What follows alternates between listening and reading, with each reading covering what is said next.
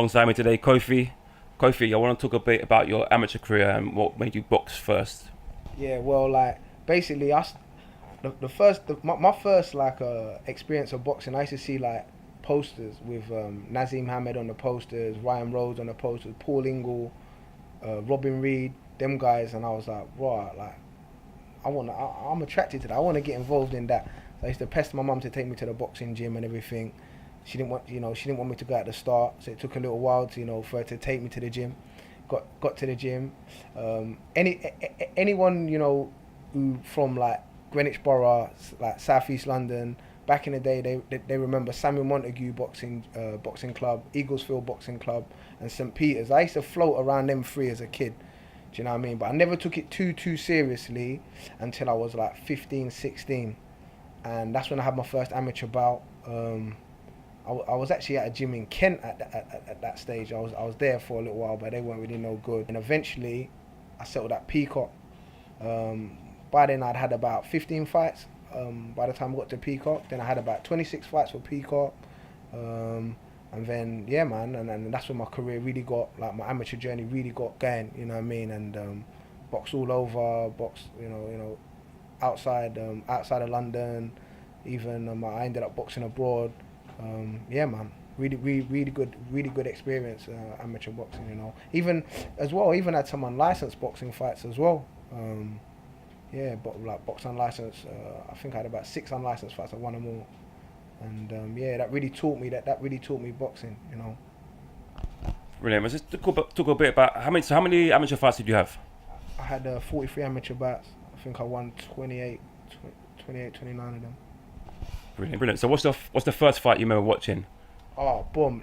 It's funny you should ask. The first fight I ever watched was Robin Reed against Joe Calzaghe in 1999, and it was a pay-per-view event. And then they used to do like a UK leg, and then they used to do American leg. And Ike Corte boxed Oscar De La Hoya on the American leg, and Eric Morales. I saw a young Eric Morales, and them guys there, man. So, a current fighter at the moment, you enjoy watching any current fighters you enjoy watching? I enjoy watching me. I'm not really watching too many other fighters, apart from the elite guys. Don't mind Badu Jack, he's quite good. Errol Spence, Linares as well. But apart from that, I'm not really too focused on anybody but me, So what would you, what do you say your strengths are in boxing? My strengths, I can adapt, the old Bruce Lee saying, be like water. That's, I'm like water. I wouldn't tie myself down to any one style. I wouldn't say, I'm an aggressive fighter, or I'm a counter puncher, or I'm an all-out boxer. I can adapt and do it all. Whatever I got in front of me, I can deal with. I can adapt, can change. If I got to box, I'll box. If I've got to move, I'll move. If I can counter punch, get in the pocket, I'll fight in the pocket. Brilliant. So obviously, about your injury, obviously you were supposed to fight this weekend. Yeah. Jamie Spate, was it? Yeah, Jamie Spate. So how's the injury? And you obviously said you're looking to fight again soon, is it? So how's that going along? Yeah. To be fair, I was sparring like about 10 days ago now. Finished the sparring. Had quite a hard week of training. And my shoulder, I couldn't lift my shoulder after training. I said, what's going on, man? So I went to the hospital, and they just told me, AC joint problem. They give me injection and that. They just said not to punch for like 5 weeks. Then little by little, you can start punching up the impact and everything. So I'm hoping, fingers crossed, I'll be back punching about a month, and then I'm gonna stay in the gym, stay running, stay training. If I'm not gonna punch, I'll just do circuit, do other things, and then fingers crossed I can get out before the end of the year, if not the start of next year. Okay, so obviously with Steve Goodwin, he's got a stat card coming up on the 3rd of November. You're going to have a few English title fights on that card there. So maybe is that a card you might be aiming to get ready for? Possibly. To be fair, I don't really know about the cards he's got coming up or any of that. But if I'm good to go, I want to get out there and fight as soon as possible. Brilliant. Obviously, I heard you're big into your MMA as well. So you almost took out MMA seriously instead of boxing. What made you choose boxing over MMA, and do you incorporate some of your MMA fights, tactics and stuff like that in your boxing?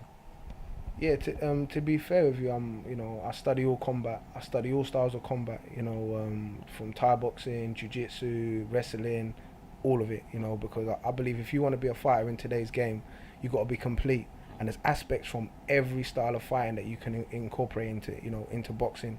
That's my slogan. If you know me, hashtag martial boxing, because that's what we do. Martial boxing is what I give out, that and destruction. But yeah, I think with jiu-jitsu and wrestling, there's many things. Most people will be like, what are you talking about? How can like grappling help boxing? But clinch work on the inside, setting up things, feinting, it all goes hand in hand. You know what I'm saying? But yeah, like in regards to me, about 2010, 2011, MMA was blowing up over here. And as a kid, I did a bit of judo and taekwondo, and I was just like, I'm attracted to violence, I'm attracted to combat, and as a boxer, I always just look at them guys and think, I could get in there, I could beat them guys. There was always, at the start, it was like boxing v MMA. Yeah. There was always a little rivalry in it. So I could get in there, I'll beat them guys, I'll knock them guys out, So one of my boys was doing MMA.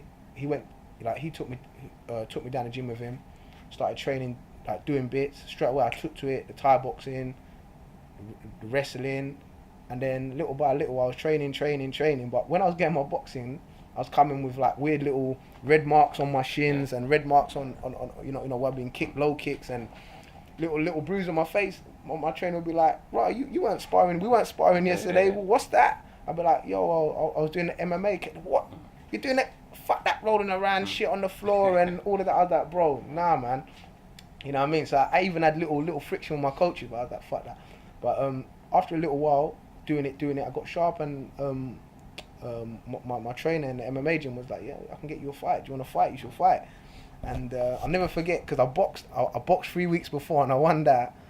And then I thought, yeah, it was like the end of the season. They said to me, oh, you know what, the season's kind of done now, innit? You ain't going to be boxing until like October time. So I took the fight, and I didn't want to just go out there and knock the guy out in the cage. I submitted him with a guillotine in the third round. So yeah, man, that was my little journey into cage. And then after that, I always still training. I went to Thailand a couple of times with a few of my boys that are doing like MMA and all that.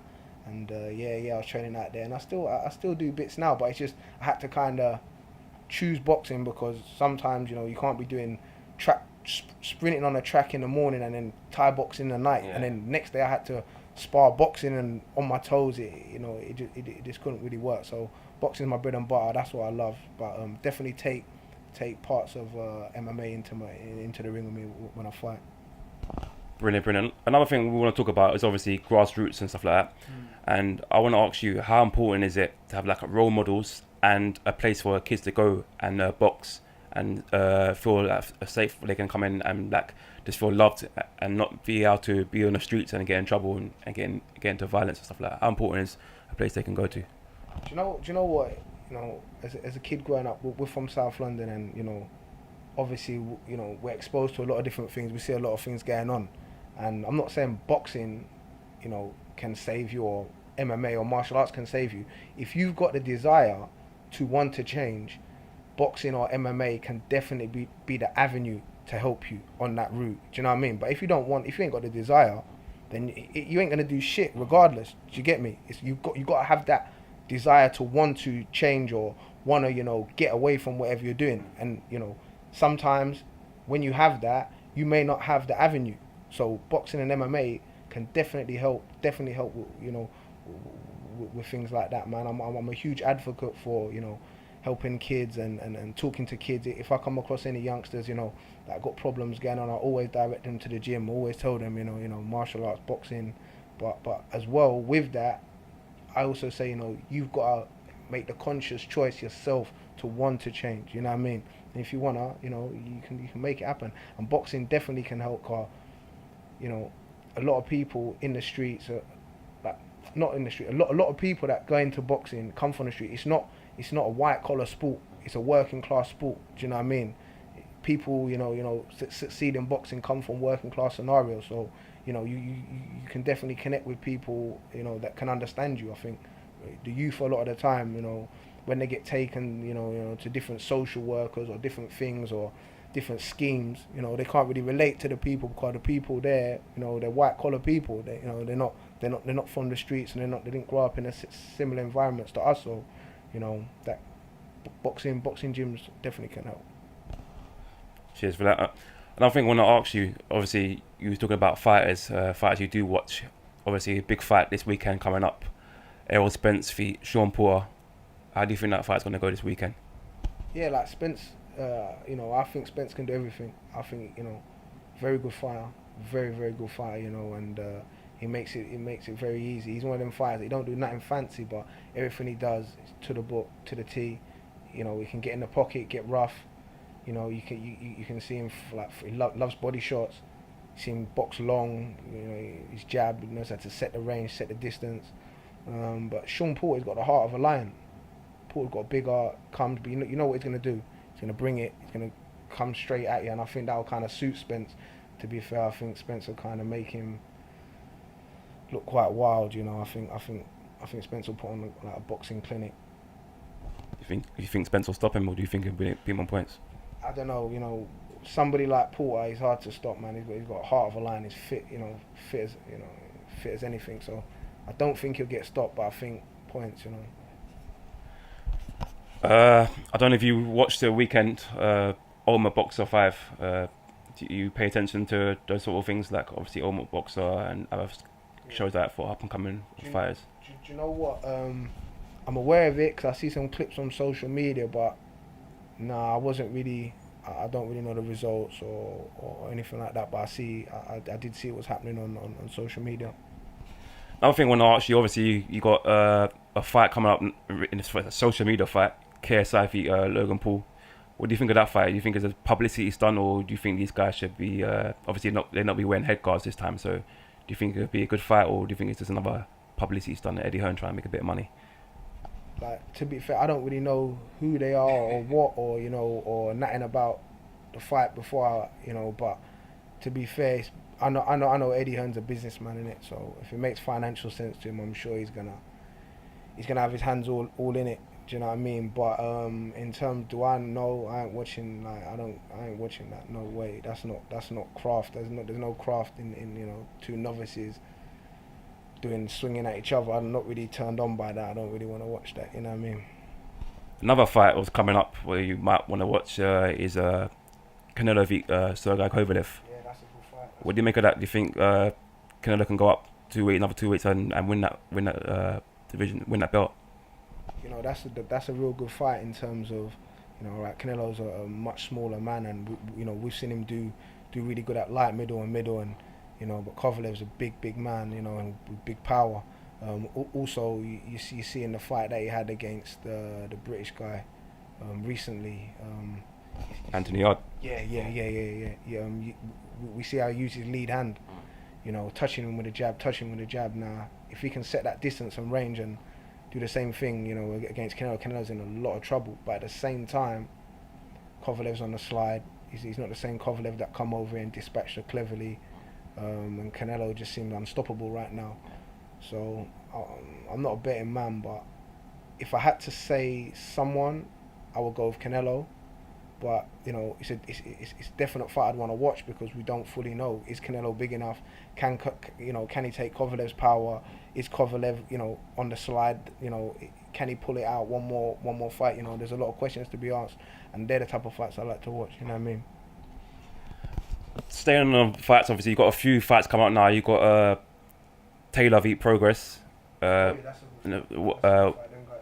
Boxing Series, and then obviously Chisora v Parker. How do you think those two fights are going to fare?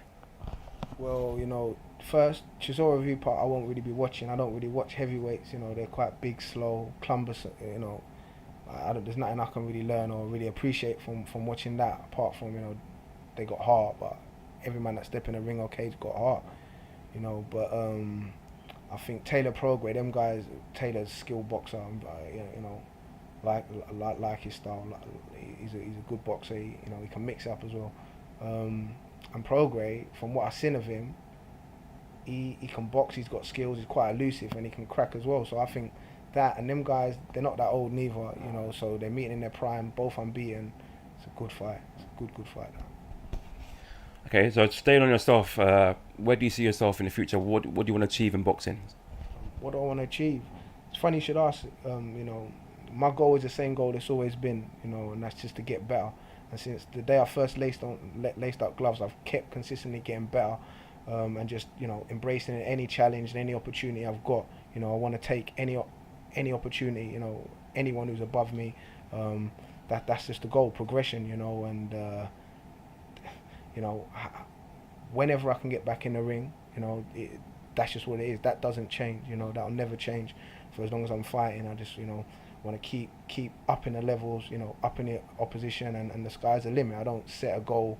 Oh well, I want to win the British title, or I want to win the English title, or I want to win a Commonwealth or world. It's like no, there's no limit. There's no limit. I believe I can keep going as long as my body lets me. I'll keep getting better, keep progressing, and that's just what it is. Brilliant.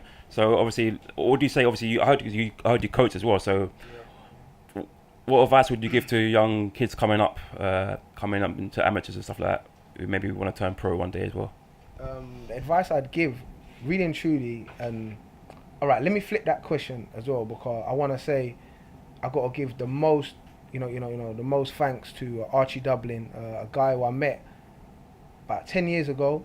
I met him Body Shots in Crayford, and I always kept in touch with him. No matter what amateur gym I was at, I always kind of stayed in contact with him, and I train with him in the mornings. The days I went at my amateur gym, I train with him, and he's the one that made me a fighter. So all the experience I got in the ring was from my boxing amateur, from my journey, but my actual coach and training I got was from him, man. And the advice that I'd give to a kid, like following on from what you asked, is like align yourself with a right trainer, with a right person who can, really make you reach your potential, or really can make you, become a rounded fighter, and that's what he done for me, and I'm really appreciative of that, and in terms of being a kid as well, you got to stay with it, you got to want it, you got to stay dedicated, because if you're not dedicated, you ain't gonna. This sport ain't easy, man. It don't matter, there's no two ways around it. You got to live the life. So obviously you talk about your trainer Archie and that. What sort of trainer templates have you used for you teaching young kids and training people in general? What sort of stuff he's taught you have you actually used? Yeah, like to be fair, I've taken load of stuff that that he's used with me over the years, and things I've learned from different amateur coaches, and things I've learned from studying the sport myself, things I've learned from things that worked for me, things that didn't work for me, things I learned from doing martial arts as well, things I learned from training abroad, training with different coaches. I've added them all to my repertoire when it comes to training people, and not even just people, training fighters, because everybody's an individual, everybody's different, so you've got to draw on different parts of your knowledge for different things. Just like when you're boxing, different styles, you got to use different tricks with, different type of opponent, shorter ones, taller ones, guys that can pop, guys that can't pop, you adapt and play with, and I use all of them things, whether I'm training or whether I'm coaching fighters, you know what I mean? Yeah, brilliant. I want to ask you obviously as well, what's the hardest thing about training? For me, I've never find it hard to train, because I always want to learn, I always want to get better, I always want to add to my game, and I also, you never know what your opponent's doing. You want to be the best you can be. Every time I step in the ring, I want to be the fittest Kofi, the sharpest Kofi, the most skilled Kofi, and an updated version from the last time people see me box. That's one thing I loved about amateur, as well. It's like every time I was boxing, I was just tweaking things, and people were seeing an updated version. And every season, every year, I'll be an updated me, a better me, and just keep developing, keep getting better, keep learning, and so training is not really that hard for me. Obviously, we don't like diet. No one likes diet. No one likes making weight. I'll be a liar if I sat here and said, oh yeah, nah, it's easy to like buddy, but I fucking hate that shit. I'm not even gonna lie, man. Like diet, yeah, that's probably the worst thing. But apart from that, nah, man, I enjoy it. One thing I'm gonna finish up on. What's the favourite gym you've trained at? All the gyms you trained at, what's been your favourite gym you started training at? Alright, it's as mad as that sounds, obviously my amateur gym Peacock, I had you know, love boxing in my blue and white vest. But as mad as this may sound, SC18, you know, Gordon's gym on Herbert Road, that is the best gym. That gym right there was steeped in so much tradition from our area. As a kid, I used to see good fighters train there. You know, Julius Francis, I see Lee Murray train there. I see, you know, and my trainer Archie used to train in that gym. And then, you know, I took that gym over and was training out of there from when I was about 14 all the way through. You know, I was in and out of that gym. The first time I went, I was 14. But, you know, all through from like 20 to now, last year when it closed down, that gym, the amount of, you know, training, the hard work, me, my brother, my friends, we all done in there, and yeah, that's the gym. Okay, one more question I'm gonna ask. One more question. Why should people come and watch you fight? What's great about you? What makes people want to come and watch you fight? People should watch me fight because they want to, you know, they get value for money and they want to see destruction, you know, and that's what I'm going to offer. When I step in there, when the bell goes, the referee or my trainer better save me because I'm not stopping. I'm winning the fight. I'm getting carried out, and I'm not getting carried out, you know, and that's what people pay their money to see violence. We cannot beat around the bush. People want it. Why do you think the UFC is doing so well right now? You know, because people want blood and guts. People don't come pay their 40 quid to come to the U-Cool to see tickling contest or ballerina dancing. They come to see blood and guts and action, and that's what I provide, you know, and that's what I'm willing to provide anytime I step in there. So, you know, you buy a ticket off me, you know, you get what you pay for. Brilliant. Before we touch up, and obviously tell people how they can find you on social media for me one more time. Yeah, you can follow me on Instagram at Poison Kofi. Check my YouTube channel out, Poison Kofi, and I'm on Facebook, Kofi Santiago. You heard it, man. Check him out. Come follow him. Give him a get behind this guy. Trust me, he's the real deal. Bells and Whistles Sport in the search of Reginald's 31 and Trade for Safe Solution. We're out.